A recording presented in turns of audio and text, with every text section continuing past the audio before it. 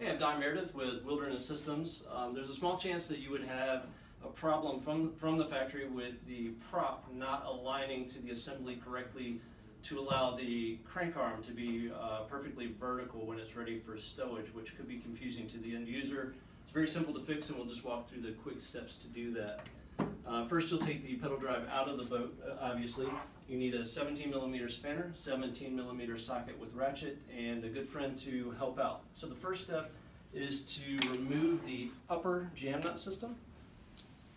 So you lock off of the bottom jam nut, loosen the very top one first, should come off after you break it free.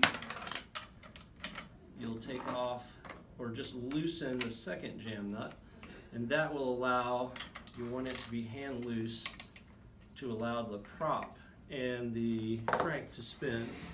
So at that point you want to rotate the crank around. You shouldn't have much adjustment necessary, but with the prop stowed in the upper block, you'll want to adjust the crank arm in. The best way to do that is to have the drive head against a flat surface, turn the pedal on edge, and that's almost perfect to align everything properly. Your friend will then hold the drive head and the crank arm in place. You'll put down the first nut first. You put on the spanner on the lower jam nut, tighten the top nut to about 20 Newton meters. With a normal sized ratchet, that's good and tight. So a good solid pull on that, and that torques the whole system down.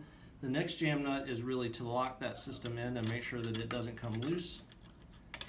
So you spin that down, and just like we did with checking tightening in the other video, you brace off of the bottom jam nut, put the socket only on the top jam nut. Careful not to grab that second one. And then give that a good solid tightening to lock that entire system down, and there should be no chance that it comes loose. You can double check that your crank arm is aligned to vertical. You're good to go.